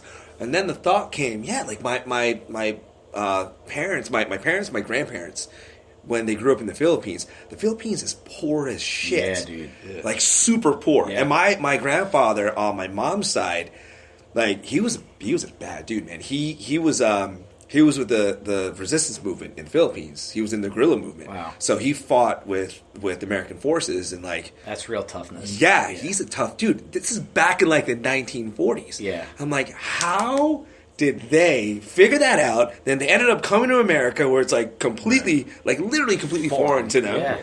And, like, me, I'm like, I'm trying to Google, oh man, like gun sales. How do I get my gun? Yeah. Like all this crazy stuff, Yeah. dude. It makes you call into question. Are you as tough as you think? Yeah. I mean, it's when you think about it, it's funny. Like, we're man, this is horrible. This lockdown. We're stuck at home with Netflix and fucking internet, air conditioning. Dude, Yeah. No, I know. This whole lockdown had I'm very proud, like internally, like of how I handled it for the most part. But I'm also saying it wasn't that bad. You know, like business-wise, it's been really stressful. It's right now we're still talking about how to handle things from here on out. Right. With things that do stress us out. Like, if anyone's listening still, that we're like 2 hours in now, like we are stressed out about what we're going to do once we get back in with a lot of different things. That was all my stress. Yeah, that's a lot. That's really stressful. But that like it's not like we ever got to the point where we couldn't put food on our tables. Yeah. You know, it's like I have to wear a mask at the grocery store. It's the most stressful part of my day. You're having a pretty good day, dude. Thank you, bro. Like, you know, and like not, you know, I don't want to get too deep, but you lost a couple family members. I did. I haven't. So like, I can't relate to that right now. So maybe my interpretation of this is not strong enough. You know. No, man. Like when it comes to day-to-day life, like I would get so pissed watching the news. Yeah. Because like I'd hear people on the news saying, "I gotta wear this mask." Blah. I'm like, just wear the fucking mask, bro. Like it's not bad. Yeah. You know, you're ugly anyway. So yeah, exactly. It's an improvement. It's an improvement. You know, dude. I was telling you, man. Like one weekend, and this is when I was listening to the news driving when I was driving, and some dude was like, "Oh yeah, it's a violation of my rights and this and that." Okay, fine, whatever. Like this sucks, whatever. He wasn't saying anything objectively. He was talking about, out of emotion. Some dude they were interviewing. Yep. I'm driving. Meanwhile, I'm listening to this, driving to Ace Hardware to pick up Adirondack chairs so that Melissa and I can sit at our fire pit that night. And on the way home, I go through town, I pass my Starbucks, and the drive-through Starbucks, there's a line. I'm like, dude. Yeah. Oh, the dude was equating it to being in prison. I was like, this is prison? Yeah. Sign me up. Sign me up. Because I have a list of 9 people I want to kill. I'll go to prison. Yeah, exactly. Oh, yeah. And by the way, thank God, with everything going on, we didn't have to pay our mortgage at that time. Yeah. We got it pushed back. I was like, so you're saying that I can still go to Starbucks, I can get Adirondack chairs, I can sit by my fire pit, and I don't have to pay my mortgage, and I can live in my house? Yeah. Dude, sign me up. Let me go to prison, bro. Right. Yep. Yeah, man, like toughness, man. I think that's something you should always just hold yourself accountable to. Yeah. Because I really do think like the world would benefit if just you individually, just every now and then be like, all right, am I being tough or not? And like, be hard on yourself. Right. Like, because if you're being soft, you're on your like, oh man, you know what? I deserve. You probably are being soft, and now you're becoming a liability to someone else. It's like working out your brain. Like sometimes you tell yourself like, well, one day I'm gonna like this is a hard situation now, but it's gonna prepare me for that. One day it's gonna be a really hard situation. I don't know what that is. Yeah. Like and like honestly, what does your head go like? I think about my parents, my kid. Like it could be. I need to be mentally prepared for when they get sick. Things like that. Exactly, dude. Yeah. That's so true, man. Dude, the whole toughness thing. Like when I started thinking for a while, right before we started doing the outdoor classes. Yep. I was like, man, when is this shit? I got to a point where I was like, when's this shit gonna end? When's it gonna end? But like looking back on it now, the reason why I was thinking that is because I was home with my kids. I get this. You feel like such a piece of shit. Yeah. Like, I'm mad because I'm home with my kids and my wife, and I'm getting to see my kids grow up. Right. Like, you're never gonna get this opportunity again. No. You most like, and that's what I meant when I said, like, a lot of people have reached out of support and have said, hey, I'm so sorry that you've like had to have your kid during these times. My reply is always like, dude, I've had it easier than any dude I know. All of my guy friends that have had a kid, like my brothers included, they were at work the next week. Oh shit! Like, and when I say at work, like Aaron back in the day, before Aaron is doing what he's doing now, he worked at a financial research firm in the city. He had to get an early train. He had to walk to the train from his house. I think the dude was up at like 5 a.m. every day, and like relentless, nonstop. Like I have not had to get up. I'm used to getting up early. Right. Right now I'm not. Right. I didn't have to go through that. Like I think when Chris had his kid, I think when Chris had his kid, he was still working at pre-bond. And, like, not that, like, pre-bond was, like, this overly stressful, hard, long-hour job, but he had to go every day. Yeah. Like, I've had more time with my 7-week-old son now today than I think anyone that I know. And, like, I'm so unbelievably thankful for it. That opportunity would have never come. Yeah. So, like, I'm a big believer in try to find, like, the positives in every situation you're in. It can be as simple as, like, hey, you have both arms, both legs. Yeah. You know, or it could be as like a little bit deeper, like, dude, I'm never gonna get this much time with my son ever again. Yeah, right. That's what I said to myself a lot too. I mean, your kids are in the middle area. That's a little bit tougher, I think. But being a new, like my brother-in-law too was able to be home with his newborn. He normally would never have gotten to spend that much time with him, and like having a first grader. He knows what's like. I'll never get like he's normally in school doing everything else like.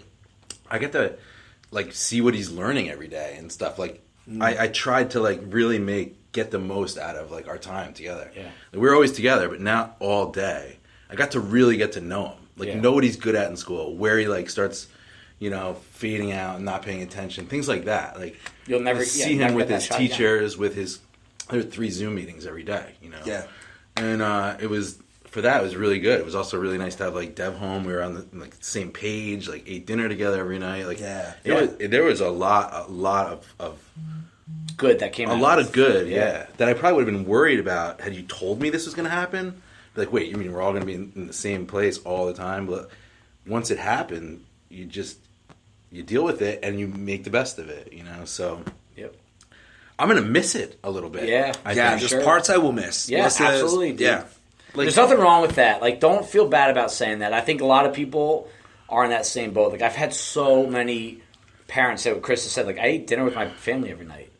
Like, it's amazing how many people don't do that anymore. I didn't realize how much, like, Dev cooks. She can cook for us every day. Like, she's home, you know? Yeah. What's one, put you on the spot, this is off script, Del Toro. Go for it. If you had to give your kids one lesson that you learned from this lockdown, what is it? One. Give my kids one lesson. Like something that you learned for yourself that they can apply at some point. Do not take your family for granted. Okay. Do not take your family for granted, man. Immediate, extended, everything. Yeah, you know what? Do not take... I'm going to expand on that. Do not take the people in your life for granted. Yeah. That's a key thing. You know, yeah, friends too. Now, when you say that... I feel when you much say closer to a lot of people from this lockdown. Yeah. When you say that, what do you mean by... Because that can be another catchy phrase, right? Don't take something for granted, right? Right. Like we hear life... Don't take life for granted every time you go to a funeral. Like someone says it, right? Especially with like an unexpected death. Yeah. What do you mean by don't take your family for granted? More communication, more time? More communication and more time with them. Family, loved ones, friends. More communication, more time with them because like you really do not know when that will not happen again. Yep. Yeah. It's completely random. Like it's funny, man. I was this is probably about a couple months ago. I was still on my whiskey kick. So I was like a couple glasses in and started thinking to myself, Melissa and I were by the fire, and I started thinking to myself and telling her, like, it's so weird. I would not want to know, like, when my time is up. Yeah. I think that's morbid and creepy. Yep. However, I would like to make sure that I spend enough time, even if it's just like my friend Mick. Mick, I know you're listening to this shit, man. What's up, bro? Mick, if you move to Ridgewood, so my buddy that I grew up with, my best friend, man, he lives out in Queens right now, and he and his wife are trying to move to Bergen County. Nice. So did you do CrossFit? He used to, and will he do the open? Yo, Mick, you gotta move to like Ridgewood or Hohokus or something, the towns around here, so you come to Bison. So, anyways, like, you know, where was I going with that? So you were saying like if you don't want to know when you die, but you want to make sure you get what out. I want to make sure that I have enough like time with people, like even if it's just like a text. There it is. Yeah, he just texted me, and like even just like communicating with what's up, man? What's going on? Like that's something that I definitely. That's an easy thing to do. Easy thing to do, and that's the crappy thing about it, right? Like we have our phones, and we can instantly say to someone, "Here's a thought, dude. The amount of time you spend on Instagram rolling your thumb up and down. Imagine you spent that texting a couple people you care about." And like I'm saying that to myself. Yes, because it's like the biggest lesson I've gotten from this thing is don't go on Instagram. Yes, if you want to post something, go for it. If someone posts Bison and you want to repost it, go for it. I am not scrolling anymore. I don't look at any of my friends' stories. Yep. I'm not going up and down. I look for news every now and then. Yeah. My life's going to cross it right now. Right. But like especially this past like 2 weeks with what's going on, I think that so many people that are proud of themselves or making brave and noble decisions are a pawn to Instagram. If Instagram did not exist, we're not going to dive down this rabbit hole. I'm just going to say this. Right. If Instagram did not exist, over half of the affiliates that disaffiliated would have not disaffiliated. And that bothers me a lot. It really does. I think it impacts you so much. And it wastes, it's such a waste of time. And you're like, what are you saying? Don't take things for granted. Don't take your son for granted. Don't take your wife for granted. Don't take my life for granted. The Bison members, text someone that you care about and just ask what's up. Like that I grew up with. Like they don't have Instagram. Like I'm a little bit like the age where like a lot of guys like in their they don't care. They got their kids. You got the cutoff. Yeah. So a couple of relationships like they've moved away. Like I guess I'm just willing to like not really keep it alive. But then we've had these like group chats and Zoom calls, and like now I feel really close to like a lot of guys I haven't talked to in like years. That's awesome, bro. You know, and it's it just took like everyone to slow down to like start connecting again. Dude, yeah, I agree, man. Like our Zoom calls as coaches, like when we get on there, like we would have never had a video call or maybe not even a voice call. It would probably just been like a text chain or something. Those help. They definitely do. You know, just being able to see Dave's right, man. Change a lot of stuff. Like this whole thing makes you realize, all right, what's worth it and what's a big ass waste of time. Like I was getting the whole thing that happened with CrossFit, you know, a couple weeks back. That was like, because I was just getting bombarded. I was seeing both sides were not being, in my opinion, not being reasonable. Where it's like, look, man, people have reasons. People have clear reasons for de-affiliating. People have clear reasons, quote unquote, for staying affiliates. But people were just getting smashed. Boom, boom, boom, boom, boom. And then I'm stressing myself out. I'm like, oh my God, there's a pandemic. And then the lockdown, and then now there's this shit happening, and we're CrossFit Bison. What happens if we're not a CrossFit? Dude, I got so stressed out that I was like, fuck this. I took it off my phone, and I made a promise to myself. I was like, I'm only going to go on at most 3 times a day. Yeah. And you know what? Just to check if some, because some, you know, I talk to people on there. She said she's not. She's like she doesn't want to check it. Like me too. I feel like I'm missing stuff from work, but if it wasn't for work, I don't think I'd be on much at all. The biggest reason I'm on social media right now is Bison. You do. Like, you have to put stuff out there, right? 100%. But I'll say this, and like, I'm only a few weeks into this like mindset right now. Like, I've always thought like social media was more bad than good. But I'll be a hypocrite if I told you to stay off Instagram. Like, I'm on it. Right. And like, I'm just now starting to not scroll through things on Instagram, and it's amazing how much happier I am.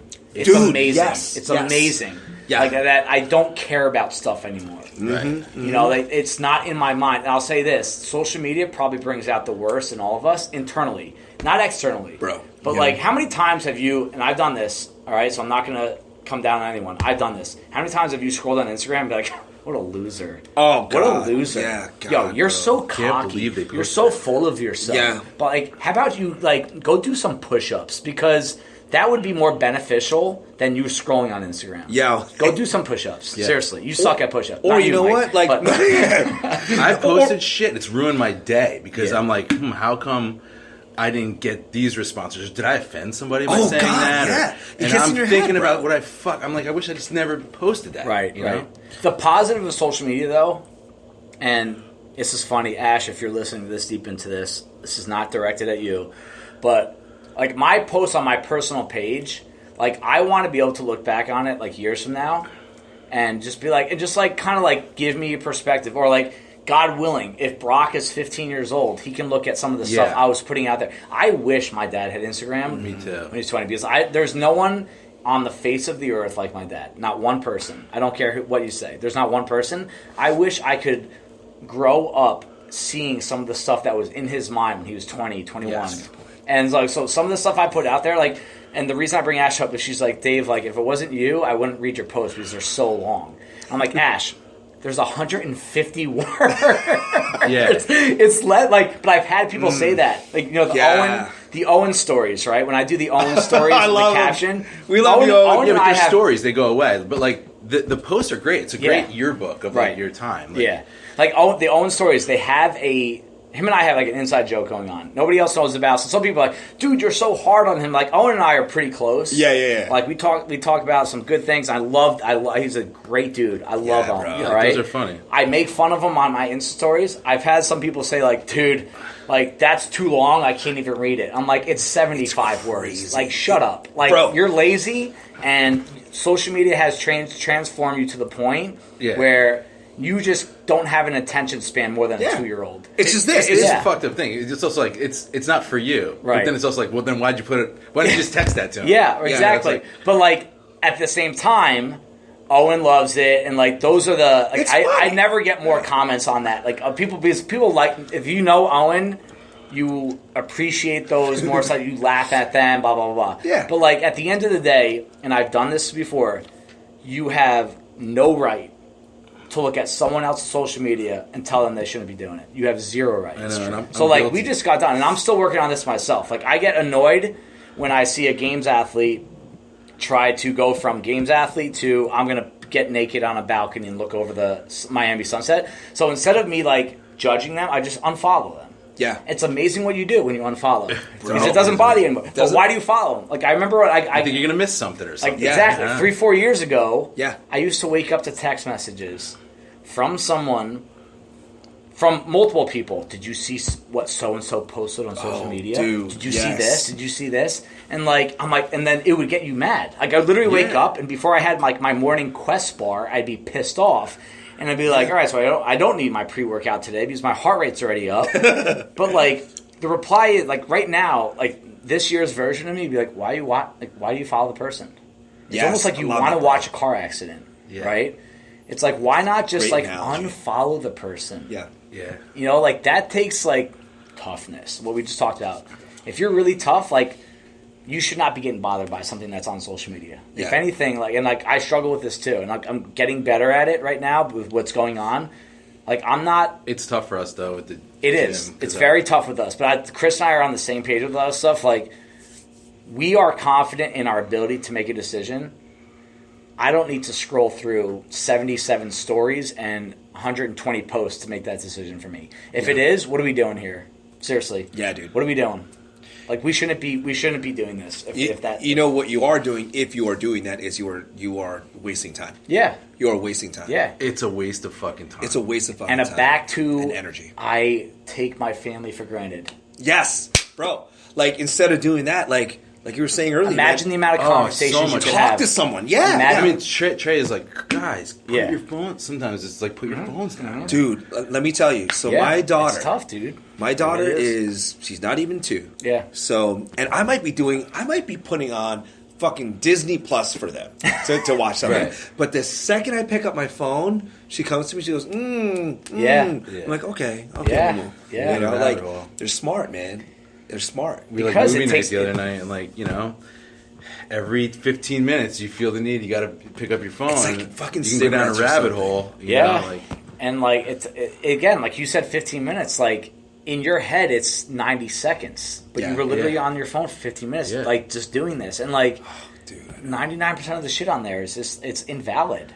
It doesn't matter. Deb will be on her phone, like, go get down a rabbit hole for a half an hour, and I'm not. And then when she's done, I'll pick up mine. She'll be like, "You gotta get off your phone." I'm like, "You've been on your phone." It's like you don't even realize that you are fucking. I think every married couple has had that fight multiple times. Like you're yelling at someone else for doing something that you do all the time, right? But it's like you're just not doing it at that second, exactly. And like right. And like in your head, it's like, "Hey, it's my turn to do this," and in their head, it's, "Hey, it's my turn to do this," and it's, "Hey, it's your fault. It's my fault."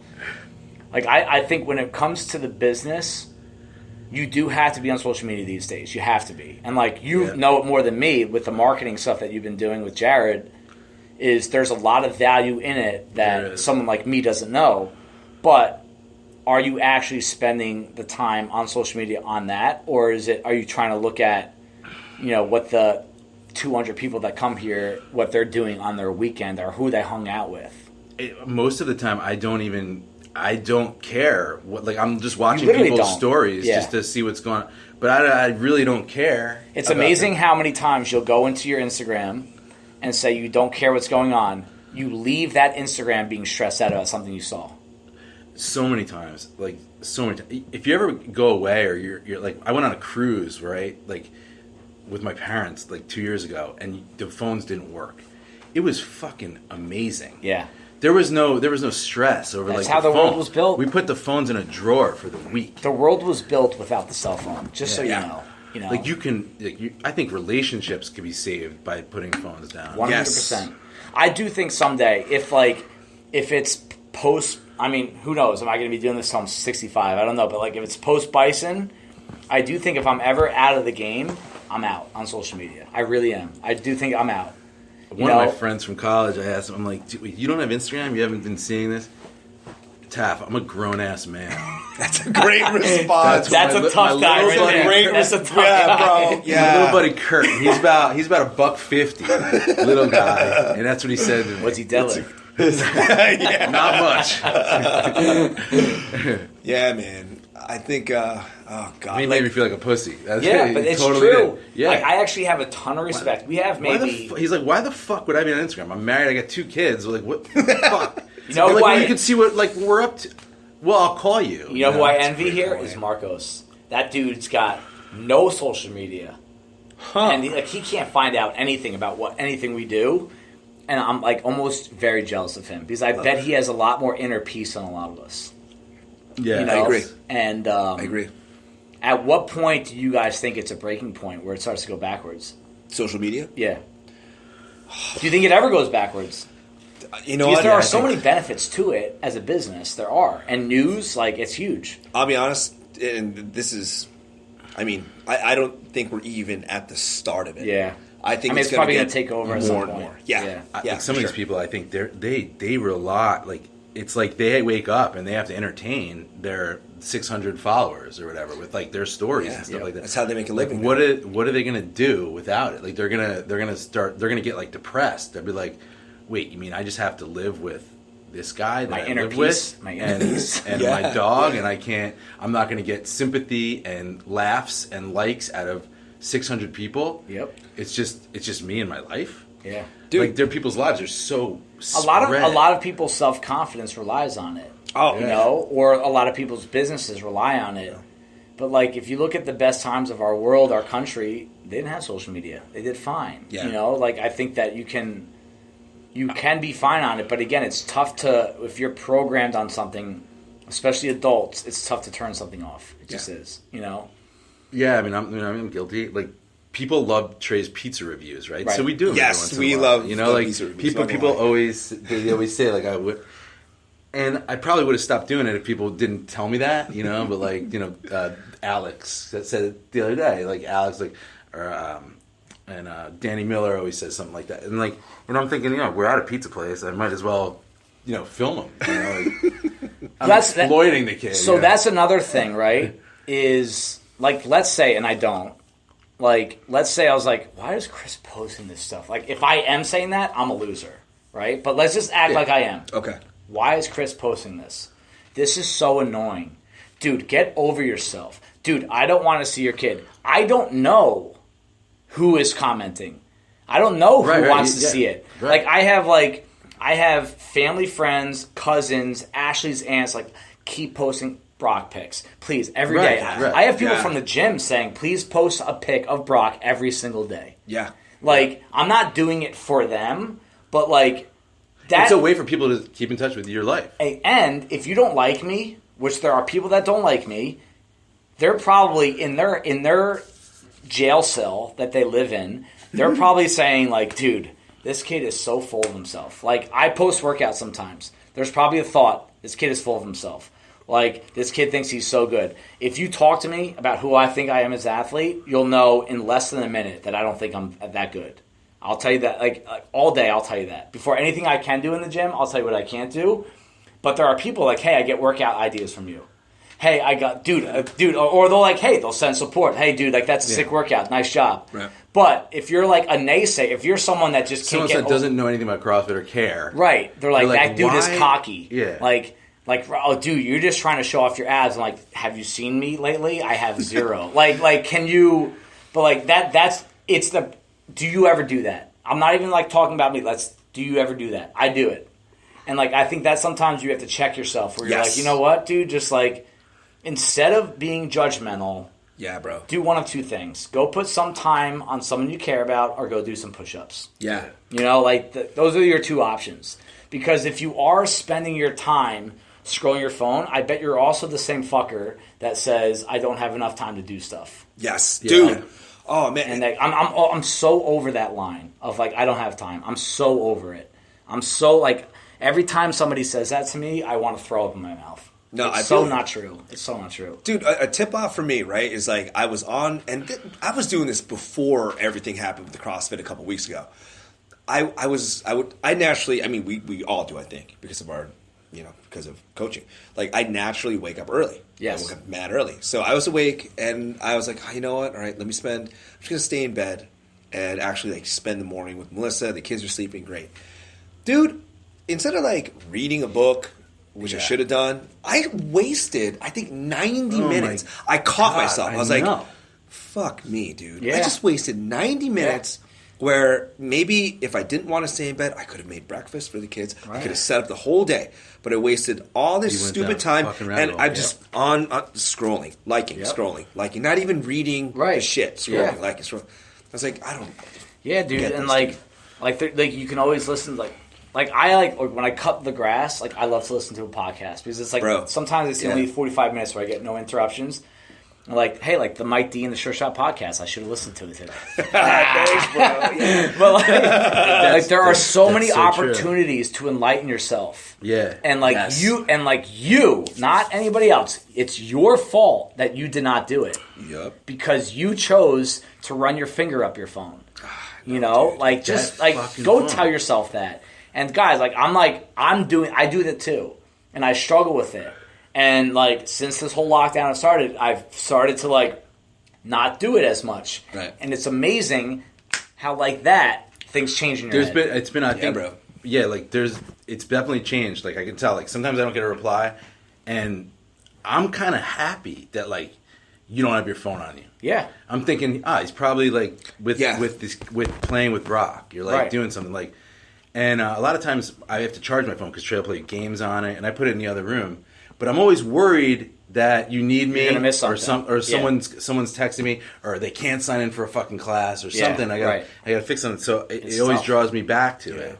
But like last night, we wanted to watch a movie, but then Trey went to bed, and Deb was on her phone. Then I'm like, all right, let's do this. And then I got an email from someone. Like then I got on my phone, and the night went by, and then it was 11 o'clock. I was like, fuck the movie, let's just go to sleep. Dude, like this is not like us telling you what to do. I hope if you're still listening to this, I hope that's not what we're struggling with it too. Oh yeah, and we're learning, and we're learning. Like, but I do think that's part of being humble. Is don't ever think that you have your shit figured out because you don't. You just don't. Yeah, bro. You don't, and like same with like we were talking about being tough before. It's like, there's so many times. I mean, how many times during this thing? How you doing today, bro? Like we're trying to help each other through this when like our wives are driving us nuts or our kids are driving us nuts. We could be. I'm fine, bro. Yeah, exactly. I don't know. Yeah, but it's nice to Jay always hits me up and if he's having a hard day or something like that. It's okay to be like show a little sensitivity. But it's it's like I'm saying, we're just we do it too. We're hypocritical. Yeah, but that's like an AA meeting. Like acknowledge that you have an issue. Yeah, and try to fix it. Exactly. And just say that. Like, because you're not going to be perfect. No, absolutely not. You're going to have missteps. And again, what do we say? Coach to athlete relationship. I go through it too. I can help you out through my experiences. Yeah, bro. Like take the coach athlete stuff out. There's people from our gym. We have a lot of smart people at our gym. A lot. you can learn from, I think everyone that comes to our gym, you could probably learn something from. How they live, how they interact with people, how they treat their job, how they balance things out. Like, it just comes down to, like, can you listen? Can you actually listen? And not just, like, keep saying I. Can you listen? It's the worst. And, like, that's a really hard thing to come across these days. Yeah. And, you know, like, I think that's a big part of what we're talking about right now is, like, hey, we can help each other out if you just shut your mouth and listen. You know? That whole, like, that whole thing, I. Like, when you hear someone just say that over and over, like, oh, I did this, and it's like, you're not listening to me, man. And you're just trying to put yourself. I think that's probably the biggest here. I think I know immediately if I can be friends with somebody or not by, like, you know, if I can tell that they're just never going to pay attention, like, they just don't care what you're saying, like, they're just waiting for their turn to talk or whatever, right? You know? Yeah. That's the worst friendship to be in. Where it's like, all absolutely. right, yep. All right, I got to wrap this up because Melissa is. I'm getting texts too. Yeah. Okay. So, all right, let's close with this. So, Dave, you asked, right? Like, you want to know about podcasting. So let's wrap it up real quick. And I'm going to say, when are we going to do the Bison podcast? Because this is like this is all this is. This is essentially the first Bison podcast. So does CrossFit Bison ever have its own podcast? Here's a couple things I have thoughts on.